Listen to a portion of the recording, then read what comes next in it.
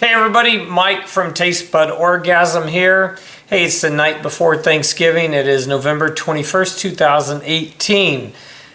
Date's not important.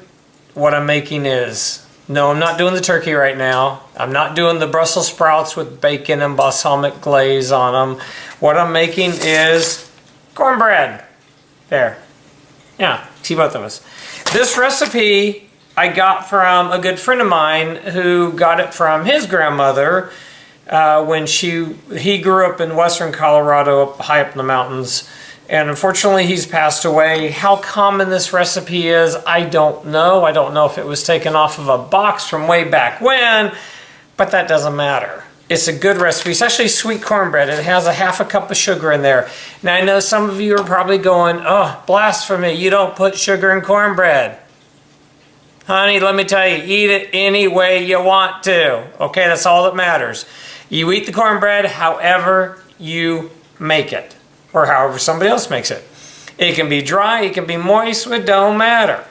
But I like this cornbread because it's going to go into a cornbread dressing. The recipe is by Ann Burrell. It will be in a different video, and it will be up on the website here in the next few days. Not in time for Thanksgiving. I'll do my best to make the video tomorrow, but you'll have it in time for Christmas. So it's very simple.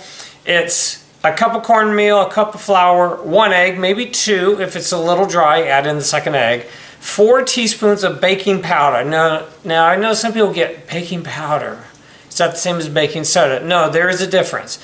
Baking soda is like the drink, it's a soda, or baking powder, kaboom. That's how you remember it. And I have Argo. I'm not doing product endorsement here. I'm just saying this is the one that I have, and it's baking powder. Remember, kaboom. I know, silly way to remember it, but it doesn't matter. Half a teaspoon of salt, a cup of milk, a quarter cup of sugar, and a cup of shortening. Now, you mix all the dry ingredients. Let's see if I can get this turned down here a little bit so you can see.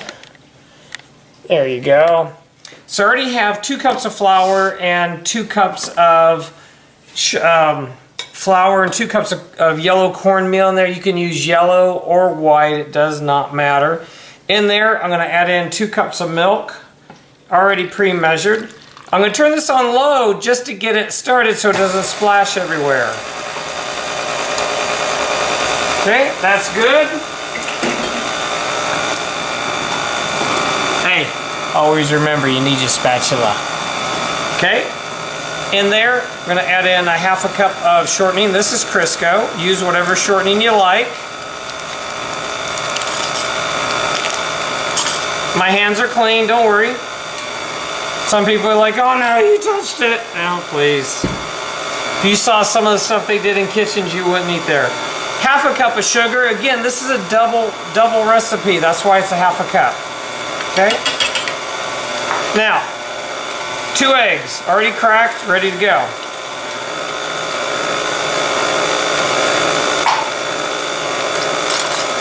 And we need the 4 teaspoons of baking powder. Get my measuring spoon here. And you want these to be level, as you know. 1, 2, 3, 4, actually I get to put in 8. 5, because this is a double recipe. 6, 7, 8. Hey, I counted 8 without having to have my fingers free. That's a good thing. Okay, so, and we have a half a teaspoon of salt, so we're just going to use the teaspoon and put in 1 teaspoon of salt. That's in there, because it's, again, double recipe. And let's see, we have the cornmeal, we have the flour, we have the eggs, we have the baking powder, we have the salt, the milk, the sugar, and the shortening. Now, mix this up. At some point, you're going to want to turn it off just to scrape the sides of your bowl.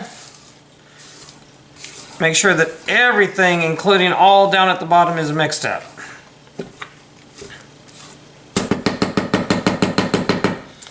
Alright, get this cleaned off a little bit. Alright. And you know what? It's looking good. I'll show you here. So I won't need an extra egg in here. Get that cleaned off.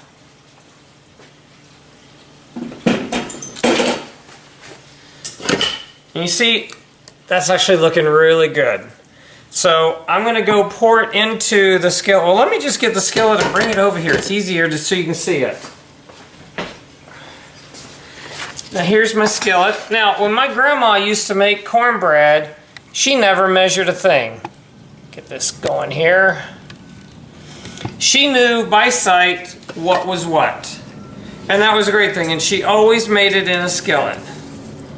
So that's what I'm doing here. I just used non-stick spray from the Costco Kirkland brand, which is good stuff. Again, not endorsing, just telling you what I use. Use whatever you want.